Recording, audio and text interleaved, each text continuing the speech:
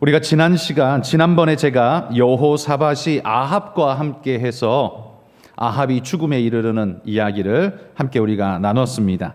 바로 앞 18장 이야기를 나눌 때 바로 이 부분 말씀을 나누는데요. 아합과 함께 했던 시간, 극적으로 살아남아서 여호사밧이 겨우 유다 땅으로 돌아오게 됩니다. 유다 땅으로 돌아와서 예루살렘에 평안히 돌아왔지만 오늘 19장 2절 말씀에 한번 보십시오. 2절에 보면 하나니의 아들 선견자 예후가 여호사밧 왕이 돌아오는 그것을 맞으러 나가서 좋은 맞이가 아니라 하나님 말씀으로 꾸짖으러 나간 거죠. 왕이 악한 자를 돕고 여호와를 미워하는 자들을 사랑하는 것이 옳으니까 그러므로 여호와께로부터 진노하심이 왕에게 임하시리다. 안 그래도 전쟁의 패전의 멍에를 쓰고 몰래 도둑같이 들어오고 있는 여호사밧 왕을 향해서 선지자가 나가서 이렇게 대대적으로 백성들 앞에서 면박을 주니 보통 같으면 왕이 분노를 하면서 그 선지자를 죽여버리는 것이 보통 아합 같으면 그랬겠죠. 그러나 여호사밧은 하나님의 사람으로서 선지자에 대해서 절대로 그런 마음을 품지 않았습니다. 오히려 자신이 행한 것에 대한 회개하며 잘못을 뉘우치며 돌이키는 모습을 보여줍니다. 4절부터 나오는 말씀이 그 여호사밧이 아합과 함께 했던 시간을 지내고 난 다음에 유다 땅으로 돌아와서 그가 했던 유다의 개혁 이야기를 하고 있죠. 여호사밧이 예루살렘에 살더니 다시 나가서 브엘세바에서부터 에브라임 산지까지 민간에 두루다니며 그들의 조상들의 하나님 여호와께로 돌아오게 하고 이렇게 합니다. 이 여호사밧은 자신의 허물과 실수를 깨달았습니다. 깨닫고는 이 자기를 지적하고 있는 선지자, 사실 마음으로는 인간적으로는 좀 미울 수 있겠지만 그런 미움으로 마음을 뒤덮지 않고 오히려 회개하는 마음으로 나아가서 맞습니다 하나님, 내가 그렇게 어리석고 미련한 짓을 했습니다. 그런 겸손한 마음을 가지고 하나님 앞에 회개하는 마음으로 자기 삶을 새롭게 했다는 거죠. 이게 바로 여호사밧의 회개였습니다. 여러분, 회개라는 건 입으로 하는 게 아니죠. 입으로 하는 게 회개가 아닙니다. 입으로 하는 건 너무 쉽고 내가 변하지 않아도 되는, 여러분 그건 회개가 아니죠. 회개라는 건 삶의 방향성이 달라지는 겁니다. 돌이켜 회개해야 하는 겁니다. 그런 의미에서 여러분, 회개는 어찌 보면 좀 부끄러움을 동반해야 합니다. 아무도 보지 않고 아무도 알지 않고 그냥 나 혼자 입 싹 닫고 하나님 죄송해요, 다시 안 그럴게요, 그래놓고 지나가면 정말 고쳐지면 다행인데요, 보통 그런 경우는 고쳐지지 않고 똑같은 일을 반복하기 마련입니다. 근데 언제 고쳐지냐 하면 그 일이 대중들 앞에 드러나고 오히려 자기가 면박을 당할지라도 얼굴이 붉어지면서 후끈거릴지라도 부끄러움을 당하는 일을 겪고 나서야 사람들은 거기에 아주 정신을 바짝 차리고 다시는 그런 부끄러움을 당하지 말아야 한다라는 마음으로 돌이키게 되죠. 그런 의미에서 하나님이 여러분에게요, 모든 걸 감춰주시는 회개를 하게 할 때도 있지만 드러내는 회개를 하게 할 때도 있다는 사실을 기억하시기 바랍니다. 드러내실 때 여러분이 싫어서가 아니라 하나님이 이 죄를, 이 허물을 반드시 빼내시기를, 이거 빨리 치우시기를 하나님이 원하시는구나, 여러분 그런 마음으로 받으시길 바랍니다. 여러분, 오늘 여호사밧처럼요, 이 왕 앞에 나와서 함부로 큰 소리 치고 있는 선견자 예후, 이 선지자 예후가 얄미워 보이기도 하고 그냥 어떻게 해버리고 싶은 마음도 들겠지만 여호사밧은 그러지 않았다는 겁니다. 돌이켜 회개하게 되고 하나님 앞에 낯 부끄러웠지만 그 낯 부끄러운 것 때문에 오히려 더 하나님 앞에 바르게 나아가려고 몸부림하게 되는 모습으로 바뀌었다는 것, 여러분 이게 진짜 회개라는 것 기억하시고, 아무도 모르게 살짝, 여러분 이건 진짜 회개는 사실 되기가 힘들다는 것 우리가 기억하고, 하나님이 부끄러움을 주실 때는요, 부끄러움도 선물인 줄 알고 우리가 함께 받을 수 있어야 할 것입니다. 부끄러워야 다시는 그렇게 안 할 수 있거든요. 덮고 넘어가면 다시 할 확률이 굉장히 높아질 수밖에 없는 겁니다. 그래서 우리는 여호사밧에게서 회개의 모습을 배워야 합니다. 부끄럽지만, 얼굴이 붉어지지만, 온 백성 앞에서 정말 부끄러움을 당했지만 그래도 여호와 앞에서 당한 거라면 내가 돌이켜 회개하고 하나님 바꾸겠습니다. 여러분, 이게 진짜 회개라는 사실을 기억하고 누가 부끄럽게 할지라도 여러분 오히려 겸손한 마음으로 엎드려 주 앞에 나아가시는 분들이 되시기를 소망합니다. 이렇게 회개한 여호사밧은 4절부터 보시면 삶이 바뀌어지죠. 온 땅에 두루다니면서 백성들을 하나님께 돌아오도록 하는 이 일을 여호사밧이 전심을 다해서 행하게 됩니다. 예루살렘에 살았지만 브엘세바에서부터 에브라임 산지까지, 이게 뭐냐 하면 유다 땅 제일 남쪽에서 제일 끄트머리 북쪽까지, 유다 땅 남쪽부터 지금으로 치자면 제주도에서 저 파주 문산 넘어서까지, 철원까지 이런 이야기하고 똑같은 이야기예요.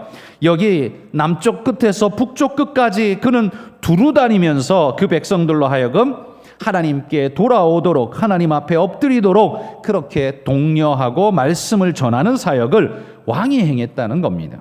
그리고 5절에 보면 자기만 하는 게 아니라요, 하나님을 두려워하는 재판관을 세워서 그들로 하여금 이 나라를 재판하고 통치하게 하되, 백성들을 재판하게 하되 반드시 하나님 말씀대로 재판하도록 그렇게 명령했던 것입니다. 5절 6절에 그렇게 나오지 않습니까? 여호와를 위하여 할 것인지를 잘 살피라. 너희 개인의 어떤 것을 위해서 할지, 여호와를 위해서 판단할지 잘 살펴서 너희는 백성을 잘 돌아보고 잘 재판하라, 이렇게 명령했다는 거예요. 이때 세워진 재판관들이 누구일까요? 8절에 보시면 나오죠. 거기 보면 예루살렘에서 레위 사람들과 제사장들과 이스라엘 족장 중에서 사람을 세워서 여호와께 속한 일과 예루살렘 주민의 모든 송사를 재판하게 했다, 이렇게 말합니다.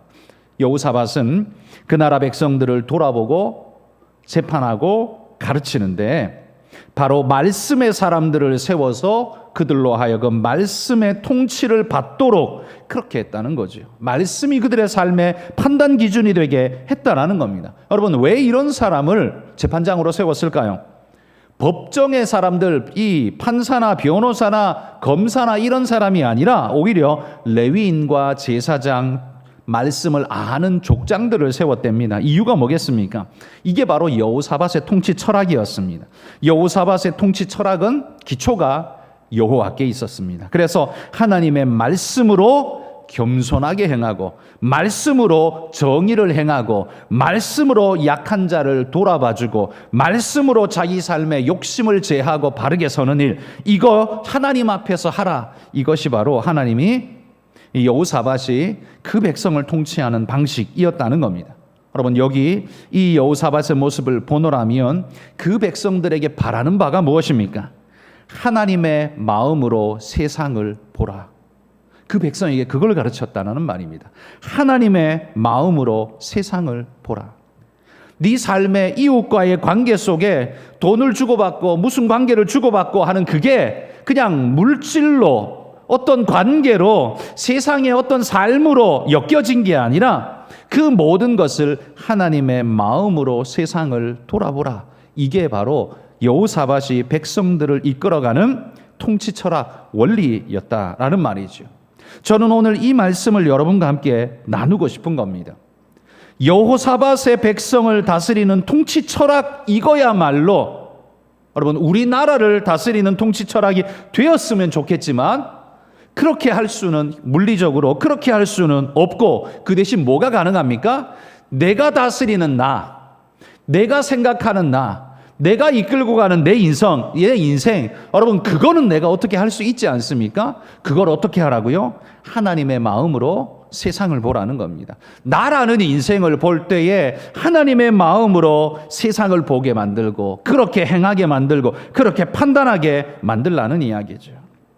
여러분, 여러분의 인생 정책은 어떠하십니까? 여러분의 인생 정책은 세상이 만들어 놓은 그 굴레와 그 기준과 그 판단의 가치 기준 위에서 그저 거기에 맞추려고 그냥 그렇게 사는, 하나님 이거 잘 안 맞아요, 좀 여기다 맞춰주세요, 이렇게 살려니까 하나님 돈이 모자라요, 하나님 돈 좀 주세요, 하나님 이대로 살려니까 정말 부끄러워요, 하나님 좀 잘되게 해주세요, 내 자식 합격하게 해주세요, 좀 승진하게 해주세요, 이런 기도가 나오죠. 왜? 우리의 퍼즐이 세상의 판 위에서 놀고 있기 때문에 그런 기도밖에 안 나오는 겁니다. 그래서 판을 바꿔야 됩니다. 지금 여호사밧이 말하는 것처럼 여러분의 인생의 판을 바꿔야 합니다. 내 인생 퍼즐의 판을 바꿔야 하는데, 그건 하나님의 말씀으로 바라보고 살아가는 인생의 판이 될 때, 그때에 놓아지는 퍼즐도 달라지게 될 것입니다. 여러분이 세상의 퍼즐 판 위에다가 세상을 살면 절대 안 바뀝니다. 결국 원하는 건 뭡니까? 똑같습니다.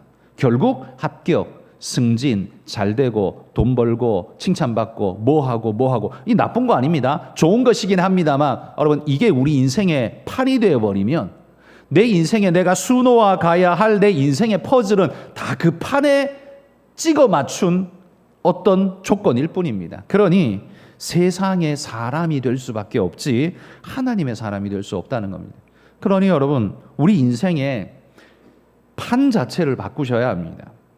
여호사밧이 지금 하나님의 마음으로 세상을 보게 만드는, 그래서 재판관을 그렇게 세우고 지도자를 그렇게 세우고 그 백성을 그렇게 가르치고, 이유가 뭡니까? 그들의 인생의 판을 통째로 바꾸는 겁니다. 우리는 대한민국의 판은 못 바꿔도 적어도 내 인생의 판은 바꿀 수 있잖아요. 내 인생의 판은 바꿀 수 있잖아요. 그런데 왜 안 바뀔까요? 바꿀 도전을 안 해봤거든요. 그렇게 해서 산다고 생각을 안 해봤거든요.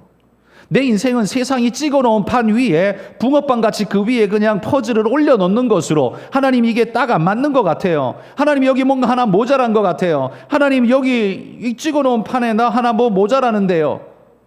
늘 이런 기도밖에는 우리에게서 안 나왔다는 거죠. 그런데 여러분, 그건 이류 신앙이고, 인류 신앙은 인생의 판 자체를 바꾸는 겁니다.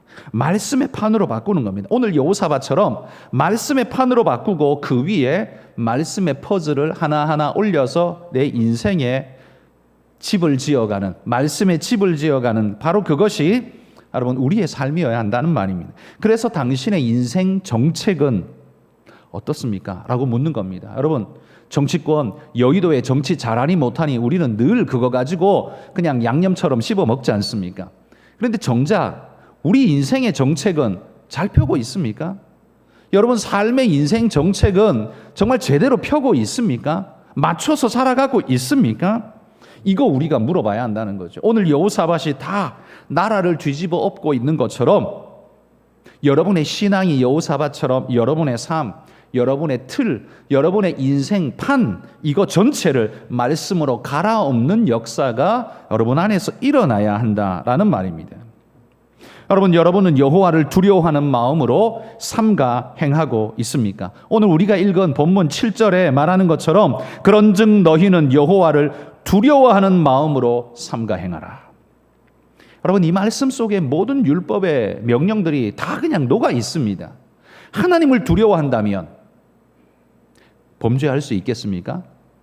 하나님을 두려워한다면 사기칠 수 있겠습니까? 하나님을 두려워한다면 몰래 뒤로 뭘 할 수 있겠습니까? 할 수 없는 거죠. 여호와를 두려워하는 마음이 없기 때문에 우리는, 좀 표현이 그렇습니다, 우리는 점점 더 하나님 앞에서 건방져 가는지 모릅니다. 그 건방짐을 뭐로 메우냐 하면 하나님은 사랑이야, 하나님은 사랑이야, 하나님은 사랑이시기 때문에 우리의 모든 걸 다 덮어줘. 정말일까요? 진짜 하나님 원하시는 게 그걸까요?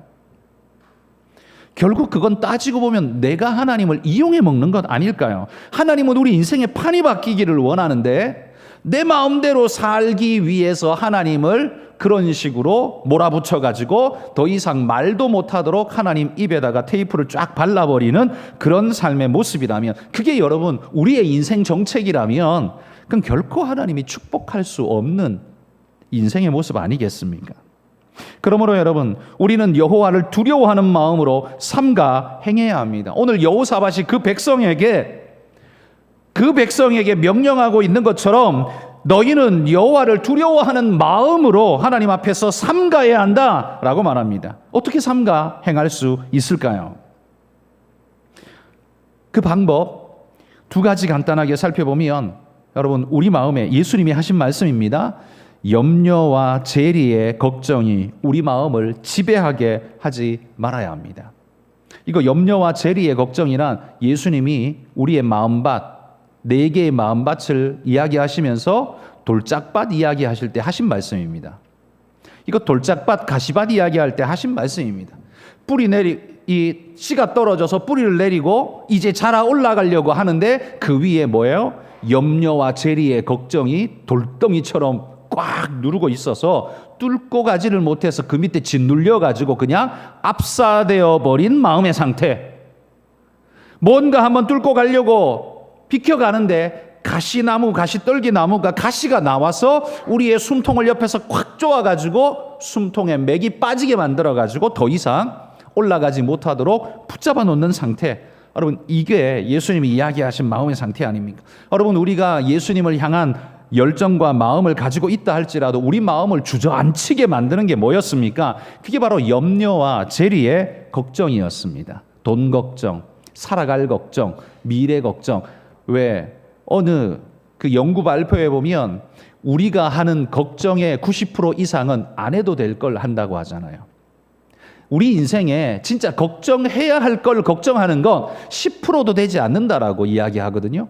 90몇 %는 안 해도 될 걱정을 미리 땡겨다가 가불 걱정을 하는 바람에 걱정에 걱정을 쌓고 그 걱정에 또 걱정을 쌓고 하는 바람에 우리가 숨통이 짓눌려서 하나님 말씀대로 못 산다는 겁니다. 여러분, 염려와 재리의 걱정이 우리 마음을 지배하도록 내버려 두지 마시기를 바랍니다. 마음의 돌덩이가 여러분 우리의 영혼의 생명력을, 숨통을 딱 막아버리도록 그렇게 내버려 두지 마시기를 바랍니다. 하나님 앞에 기도하러 가야지 라고 하는데 딱 떠오르는 생각이 뭐예요? 이제 50일만 있으면 수능인데 그럼 못 가요. 오늘 하나님 앞에 가서 내가 말씀에 은혜 받아야지. 그런데 딱 떠오르는 생각이 뭐 해야 되는데 그럼 못 가요. 이게 뭡니까? 이 마음의 돌덩이가 우리를 짓눌러 버리는 겁니다. 하나님을 향한 선한 열망이 있지만 그 열망이 없는 게 아니라 있기는 있는데 돌덩어리가 짓눌러 버리는 거죠. 염려와 재리의 걱정. 여러분, 이건 없는 사람이 없습니다. 여러분만 힘든 게 아니에요. 다 힘들어요. 염려와 재리의 걱정이 없는 사람이 누가 있습니까? 이재용 부회장은 없을까요? 아마 우리하고 단위가 다르게 있을 거예요. 분명히 있을 거라고 생각합니다. 저는 없을까요? 저도 크게 있습니다. 여러분, 여러분이나 저나 누구나 세상의 모든 자들은 다 염려와 재리의 걱정이 있습니다. 문제는 뭐예요? 그 염려와 재리의 걱정에 짓눌려 살아갈 것이냐, 아니면 그거 옆으로 밀어내버리고 뚫고 올라갈 것이냐, 결국 그 차이 아니겠습니까? 무엇으로 밀어내겠습니까? 하나님의 힘으로, 말씀의 능력으로 밀어내고 여러분의 신앙의 그 식물이 자라오를 수 있도록 만드셔야 합니다. 또 하나는요, 염려와 재리의 걱정, 이 물리적인 것만 우리에게 작동하는 게 아니라 또 하나는 세상의 권력을 두려워하는 걱정이 우리 마음을 지배합니다. 염려와 재리의 걱정은 돌덩이처럼 우리를 꽉 눌러서 우리를 딱 굳어지게 만들어 버린다면, 이 세상의 권력을 두려워하는 걱정은 우리를 작아지게 만들어 버리죠. 그래서 우리는 보잘것없고 연약하고 미련한, 그래서 우리는 늘 골리앗을 바라보면서 바위 뒤에 숨고 있는 사울의 군졸 하나 같은 모습으로 늘 우리는 세상을 그렇게 살아가고 있지 않느냐. 왜 그렇습니까? 이유는 세상의 권력에 짓눌려서 두려움에 사로잡혔기 때문입니다. 그러니까 보십시오. 여호와를 두려워하는 마음으로 일어서야 하는데 그걸 가로막는 게 두 가지가 있는데, 하나는 걱정의 돌덩어리와 또 하나는 두려움의 돌덩어리라는 겁니다. 이 두 가지가 우리를 짓눌러 버릴 때 우리는 여지없이 무너지는 모습을 지금까지 많이 보여왔다는 겁니다. 그리고 어떻게 이겨내겠습니까? 여러분, 인생의 판을 바꾸셔야 합니다. 인생의 판, 세상이 짜놓은 물리적 판, 그 금전적 판, 세상의 판대로 계산을 하면 신앙으로 살아서는 살아남을 수가 없습니다. 교회 말 따라 살아가지고는 제대로 살 수가 없습니다. 손해만 잔뜩 보고 이용당하는 것처럼 보일 수밖에 없습니다. 그러나 말씀 앞에 우리가 깨어지고 진짜 변화되면 우리 삶의 판이 바뀔 겁니다. 그러면 이런 걱정과 두려움이 우리를 지배하지 못하게 될 것입니다. 말씀이 지배하는 자의 모습을 한번 보죠. 우리 시편 56편 3, 4절 말씀입니다. 같이 한번 읽어봅시다. 내가 두려워하는 날에는 내가 주를 의지하리이다. 내가 하나님을 의지하고 그 말씀을 찬송하올지라. 내가 하나님을 의지하였은즉 두려워하지 아니하리니 혈육을 가진 사람이 내게 어찌하리이까. 여러분, 이 사람이 뭐 천하무적이라서 지금 이 노래하고 있는 겁니까? 아닙니다. 하나님 때문에 이 노래하는 것 아닙니까? 걱정이 없어서 이 노래하는 게 아니고, 자기가 골리앗보다 더 크기 때문에 이 노래하는 게 아니고, 하나님을 의지하고 하나님을 믿기 때문에, 신뢰하기 때문에 그럴 수 있는 겁니다. 여러분, 우리는 물질이 가지고 있는 힘보다 하나님을 더 신뢰하고 있습니까? 세상이 가지고 있는 그 힘을 인식하고 신뢰하는 그 능력보다 하나님이 더 크고 위대하시다는 걸 진짜 신뢰하고 있습니까? 다윗은 우리에게 바로 그걸 신뢰하기 때문에 세상의 그 무엇도, 골리앗도 나를 어떻게 할 수 없다라고 단호하게 선포하고 가는 믿음의 사람 됨을 우리에게 보여줍니다. 여러분, 다윗은 다른 세상의 사람이 아니라요, 삶의 판이 달라진 존재이기 때문에 사는 게 달라진 겁니다. 우리도 바로 그런 사람이 되어야 한다는 말입니다. 인생의 판을, 세상이 짜준 판을 가지고 살려고 덤비지 마시고 말씀으로 새 판을 짜고 새롭게 여러분의 인생을 살아가시기를 소망합니다. 그래서 여러분, 이 말씀을 여러분의 인생 정책으로 삼으시고 살아가시기를 축복합니다. 지금 여호사밧이 자기 백성을 그렇게 이끌려고 노력하는 것처럼 여러분, 하나님이 이 작은 목사를 보내어서 여러분 앞에 설교하게 하는 이유가 뭡니까? 여호사밧이 제사장을 세워서 가르쳤던 거하고 지금 똑같은 거 아닙니까? 똑같은 거예요. 여호사밧이 제사장과 레위인을 세워서 백성을 가르치고 재판하게 했던 것하고 똑같은 모습으로 하나님이 이 부족한 자를 세워서 여러분 앞에서 설교하게 하고 말씀 전하게 해서 가르치게 하고 이렇게 갑시다라고 권면하게 하나님이 보내신 것 아닙니까? 인정하십니까? 그렇다면 그 말씀에 순종하시기를 바랍니다. 저는 제 이야기하고 있는 게 아닙니다. 저는 제 이야기를 하고 있는 게 아닙니다. 하나님이 말씀해 주신 성경의 이야기를 하고 있을 뿐입니다. 그러므로 여러분, 우리는 여호와를 두려워하는 마음으로 삼가 행해야 합니다. 그러면 삼가 행해야 하는데 도대체 뭘 삼가해야 할까요? 간단하게 세 가지만 살펴보면, 첫 번째, 불의한 방법을 거절하십시오. 불의한 방법을 거절하십시오. 여러분, 불의한 건 안 좋아하시죠? 그런데 안 좋아하면서도 그거 따라가는 때가 있습니다. 언제입니까? 돈 될 때입니다. 그렇지 않습니까?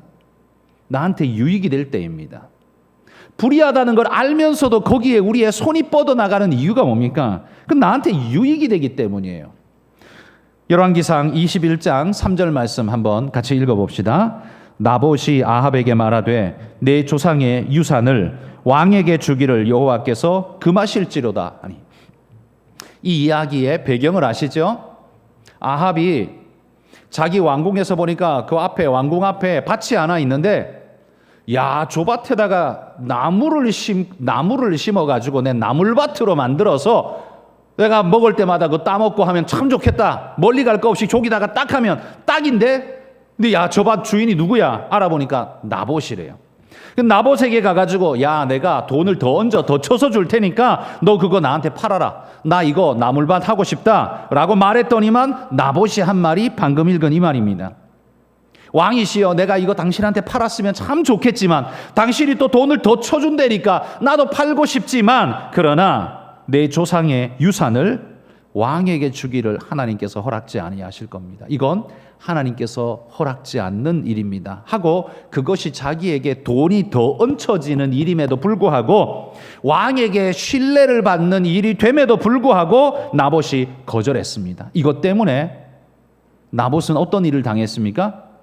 죽임을 당했잖아요. 매도당하고 죽임을 당했습니다. 여러분, 불의한 자들은 이런 방법으로 우리의 아름다운 거룩함을 꺾어내려고 덤빌 겁니다. 그러나 그때에도 변함없이 여러분, 불의한 방법을 거절하시길 바랍니다. 불의한 방법을 거절하시기를 바랍니다. 거절하는 게 쉽지 않아서 거절하라고 강조하는 겁니다. 왜요? 돈이 되니까요. 나한테 유익이 되니까요. 나한테 약간 멋지게 나를 만들어줄 수 있는 것 같으니까요. 그렇지만 그게 하나님 앞에서 죄가 된다면, 하나님이 원하시는 게 아니라면 여러분, 그걸 가차없이 거절할 수 있는 것, 이게 바로 삼가 행하는 삶의 자세일 겁니다. 여러분, 그렇게 살아가시기를 축복합니다. 두 번째는요, 비슷한 말씀입니다만 사특한 이익을 거절하십시오. 자, 누가복음 19장 8절 한번 읽어봅시다. 읽습니다. 삭개오가 서서 주께 여짜오되 주여 보시옵소서, 내 소유의 절반을 가난한 자들에게 주겠사오며 만일 누구의 것을 속여 빼앗은 일이 있으면 네 갑절이나 갚겠나이다. 여러분, 여기 누구의 것을 속여 빼앗은 일이 있으면 네 배나 갚겠습니다, 이렇게 말하고 있습니다. 여러분, 뭔가 잘못한 일이 있으면 하나님 앞에 속건제 드릴 때 법칙이 뭐예요? 20%의 페널티만 붙여서 주면 됩니다. 근데 지금 20%가 아니라 삭개오는 뭐라고 말합니까? 400%를 드리겠습니다 라고 말하는 거예요. 율법에도 없는 이야기를 하고 있어요. 율법은 20% 이야기하는데 자기는 400%를 하겠대요. 이게 뭡니까? 이 결심인 거거든요. 자기가 이렇게 내뱉고 결심을 했기 때문에 내가 만약에 이런 유혹이 온다면 20% 그까짓 거 속여 취해가지고 내가 속여 취해서 100%를 얻을 수 있다면 20%까지 거 주고 난 다음에 80% 내 먹으면 되지, 이렇게 할 수 있을 것 아닙니까? 그런데 아예 삭개오는 자기 자신을 아예 무장해제시켜버렸습니다. 400%를 갚겠습니다 라고 이야기를 해버린 거예요. 이유가 뭘까요? 아예 처음부터 자기 앞에 놓여있는 수많은 유혹이 있는 걸 알기 때문에 아예 처음부터 사특한 이익을 거절하겠다는 결심을 예수님 앞에서 보이고 있는 겁니다. 여러분, 이게 바로 삼가 행하는 자의 모습일 겁니다. 여러분, 우리에게 유혹이 되는 건 전부 다 물리적이고 재물적이고 육체적인 것들로 다가옵니다. 그걸 이길 수 있는 유일한 방법은 물리적인 걸로 못 이깁니다. 오직 영적인 걸로만 이길 수 있습니다. 성령에 충만하지 않으면 못 이깁니다. 그 많은 유혹을 우리 어떻게 다 이기고 삽니까? 이길 수 있는 방법은 성령의 충만함 밖에 없습니다. 그래서 삼가, 여호와를 두려워하는 마음으로 삼가 행하라 라고 말하는 겁니다. 세 번째는요, 이렇게 삼가 행하는 세 번째는 하나님의 영광이 우리의 최종 가치라는 걸 알아야만 그렇게 살 수 있습니다. 고린도전서 10장 31절 말씀 읽어봅시다. 그런즉 너희가 먹든지 마시든지 무엇을 하든지 다 하나님의 영광을 위하여 하라. 이게 그리스도인의 삶의 자세 아닙니까? 여러분, 이거 한마디로 말하면 이게 바로 내 삶의 판이 바뀐 인생입니다. 내 삶의 판이 바뀐 인생이에요. 세상이 만들어 놓은 물질적으로 좀 더 나아가고 남들보다 많아야, 뛰어나야, 높아져야, 큰 소리 쳐야, 이게 승리라는 공식으로 만들어져 있는 세상의 판을 뒤집어 엎고 하나님의 판을 짰기 때문에 먹든지 마시든지 무엇을 하든지 하나님의 영광을 위해서 하는 존재가 되는 겁니다. 여러분, 이게 마음에 동의가 되십니까? 교회 안에서는 예스 하지만 밖에 나가서도 되십니까? 교회 안에서 예스가 여러분의 진짜 예스라고 보기는 어렵습니다. 여러분이 교회 밖에서 하는 예스여야, 그렇게 되어야만 진짜 예스입니다. 한마디로 말해서 여러분이 직장에서 이 예스를 할 수 있어야 그게 진짜 예스라는 말이죠. 근데 이게 정말 어렵지 않습니까? 진짜 어렵습니다. 너무 어렵습니다. 그렇지만 하나님을 두려워하는 마음이 있다면, 내 생각과 내리 속에 하나님이 살아계시고 하나님이 갚으신다는 걸 잃어버리지 않는 존재라면 하나님 앞에서 우리는 이런 삶을 살아갈 수 있을 겁니다. 다윗이 그 인생의 판을 바꾸어 하나님 앞에서 살아갔던 것처럼 우리가 그렇게 산다면, 그렇게 살 수 있다면 우리도 다윗처럼 살아갈 수 있을 것입니다. 여러분, 주님이 기뻐하는 여러분의 인생 정책을 세워 여러분 삶이 주님 닮은 삶으로 그렇게 살아가실 수 있기를 소망합니다. 여호사밧이 훌륭했네라는 말만 하지 말고, 여호사밧은요 자기를 넘어서 나라를 그렇게 통치했는데 여러분은 여러분 자신도 그렇게 통치를 못한다면, 마음대로 내 마음대로 움직일 수 있는 내 손과 발조차도 내가 그렇게 통치할 수 없다면 이건 엄청난 부끄러운 일이 된다라고 생각하고, 여러분 하나님 앞에서 우리 자신을 그렇게 내어놓고 내 인생 정책은 주님의 말씀 따라가는 것입니다. 여러분 이렇게 결단하면서 믿음으로 살아갈 수 있기를 소망합니다. 여러분 하나님이 우리를 정말 세상 앞에 부끄럽게 내어놓아서 회개하도록 강제로 만들기 전에, 강제로 그렇게 진짜 부끄러움 앞에 내놓기 전에 알아서 주를 두려워하는 마음으로 알아서 주님을 섬겨가는 그런 믿음의 일꾼들이 다 되시기를 주의 이름으로 축복합니다.